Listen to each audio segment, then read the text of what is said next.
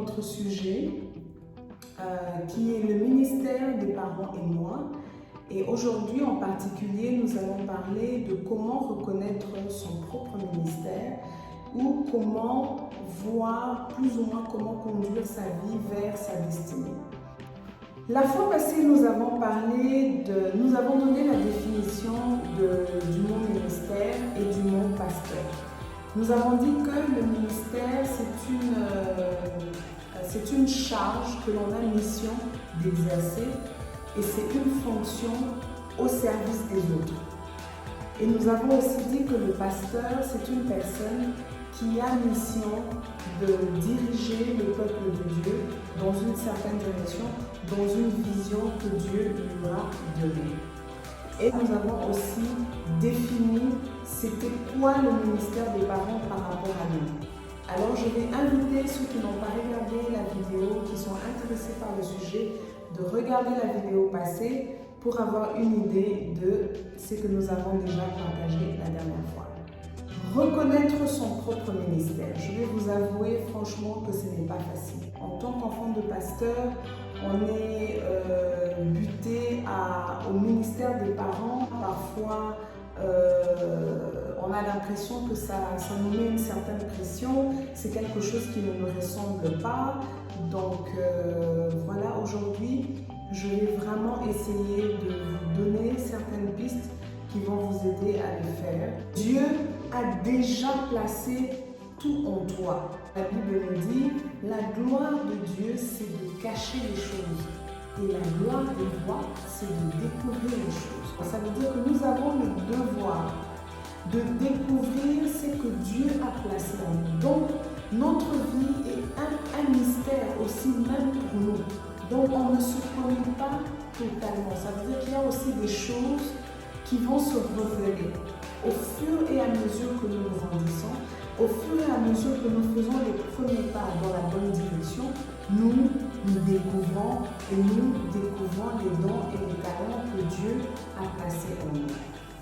Cela étant dit, je vais vous donner quelques questions, 3 questions, pas beaucoup, pour vous permettre de commencer déjà à essayer de savoir vous découvrir par rapport à ce que vous êtes aujourd'hui. Parce que comme j'ai dit, il y a des choses qui vont se développer avec le temps. Il y a des choses aujourd'hui que je fais que je ne pensais même pas faire ni dans mon enfance, ni dans ma jeunesse, ni jamais. Donc il y a des choses, vous allez devoir laisser le temps, laisser le Saint-Esprit vous guider au fur et à mesure que vous vous découvrez, au fur et à mesure que vous vous améliorez, au fur et à mesure vous devenez un homme accompli. La première question est celle-ci. Pose-toi la question de savoir qu'est-ce que tu es. Comme je disais, cette chaîne c'est vraiment pour aider les enfants de pasteurs à ne pas étouffer ni à ne pas quitter leur foi. Et on a dit que le ministère des parents était comme un arbre. Ça veut dire qu'ils sont le tronc. Ils ont commencé quelque chose que Dieu a placé en eux. Et dans ce que Dieu a placé en eux, il y a une partie qu'il a aussi placée en eux. Ça veut dire que quelque part, tu es toi, mais tu es une partie de tes parents. Il y a des caractères. Par exemple, moi je dirais que mon père est pasteur. Ça n'a pas fait de moi un pasteur, mais ça a fait de moi un leader. Ma mère est une personne qui conduit une église. Donc, dans ce qu'il a mis en eux, il a aussi mis en moi ce sens de leadership. Donc, c'est pour dire que vous êtes effectivement votre propre prototype, mais vous avez une partie de vos parents en vous. Mais maintenant, c'est à vous de découvrir c'est quoi exactement que vous avez. Donc, posez-vous la question de savoir qu'est-ce que j'aime. Ça, c'est la première question. Regardez l'aspect, qu'est-ce que vous aimez faire de manière active. Il y a des gens qui se disent déjà jeunes, moi je vais être dans les bureaux, d'autres se disent moi je vais prêcher, d'autres se disent moi je vais travailler, moi j'aime bien circuler, j'aime voyager, d'autres... Bref, qu'est-ce que tu aimes faire? Qu'est-ce qui te passionne? Qu'est-ce qui fait que tu te dis, j'aime ça, j'aimerais faire ceci? Qu'est-ce que tu aimes? Se poser la question de dire, qu'est-ce que les autres font? Quand je regarde les autres faire telle ou telle autre activité, quand je regarde les docteurs, je suis passionnée, j'aimerais être docteur. Quand je regarde les professeurs, j'aimerais devenir professeur, j'aimerais devenir artiste, bref, mais tout ce que les autres font, quand tu regardes, ça te donne envie de le devenir aussi un jour. Et pour la dernière question, c'est de se dire, qui est mon modèle? J'aimerais devenir comme qui?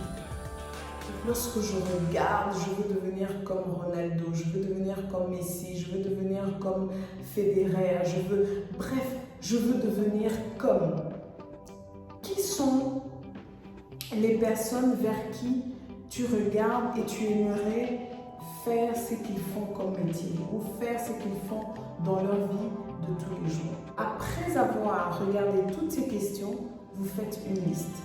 Sur cette liste, vous écrivez exactement tout ce qui va vous venir à l'esprit. N'hésitez pas, même les choses les plus simples comme j'aime nettoyer.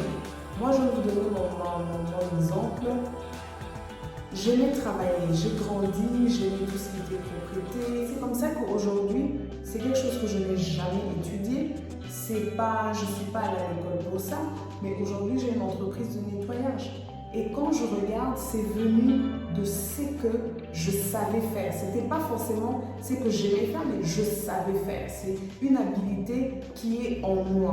Et de cette habilité-là, je me suis dit, bon, comme je sais nettoyer, je vais commencer par ceci. J'ai commencé aussi simple, aussi bas que de n'avoir qu'un seau, un balai, une raclette et des lavettes. Bon, vraiment les matériels les plus simples. Et j'ai commencé à nettoyer. Et là, j'ai une entreprise de nettoyage. Donc, ça n'a pas forcément besoin d'être des choses extraordinaires. N'allez pas puiser des idées trop compliquées. Restez même dans la simplicité comme j'aime nettoyer, ou j'aime dessiner, j'aime les habits, les vêtements, j'aime le football, j'aime chanter, j'aime danser. Donc, essayez de ressortir les choses les plus simples, listez-les. Dieu a dit à Moïse, qu'est-ce que tu as entre tes mains? Donc, c'est à partir de ce que Dieu a placé en toi. C'est ce qu'il y a entre tes mains qui va te rendre une personne accomplie. J'aimerais aussi vous dire que tout ce qu'on aime ou tout ce qu'on fera, toute décision ou toute orientation qu'on décide de faire doit être éprouvée. Toute. Même si aujourd'hui tu te dis que j'aime danser et je veux faire quelque chose de ça, ça va être éprouvé. Et pourquoi est-ce qu'on nous éprouve? C'est pour qu'on soit sûr que nous voulons exactement faire ça et que nous aimons faire ça. Si on a choisi quelque chose et on se dit on aime faire la musique, l'épreuve vient, on abandonne, ça va juste nous montrer que soit on n'est pas prêt, c'est pas le bon moment, ou alors ce n'est pas une activité prioritaire qui va peut-être se développer plus tard. Pourquoi la RDC se meurt? Pourquoi la RDC souffre? La RDC souffre pour deux raisons. La première raison, c'est que les parents ne savent pas ou alors ne prennent pas le don de chérir, de cultiver les dons et les talents qui sont placés dans leurs enfants. J'aimerais rappeler l'image de l'enfant. Un enfant est une continuité de toi. Un enfant, c'est toi avec d'autres capacités. Ça veut dire que tu es pasteur. Sache que si Dieu t'a donné des enfants, c'est parce qu'il veut que ton ministère se déploie. Et ce ministère, autant d'enfants. C'est comme ça que la Bible dit, heureux l'homme qui a rempli le carquois. Autant d'enfants, autant ta personne est prochaine vidéo qui va s'adresser aux parents pasteurs et qui doivent comprendre que Dieu a mis dans leurs enfants des dons et des talents pour diversifier leur propre ministère, pour agrandir leur propre ministère, pour assurer la continuité de leur propre ministère à travers leurs enfants. Mais maintenant, comment s'y prendre? PK Lifestyle, la chaîne qui vous parle de la vie d'enfant pasteur. Que Dieu nous bénisse.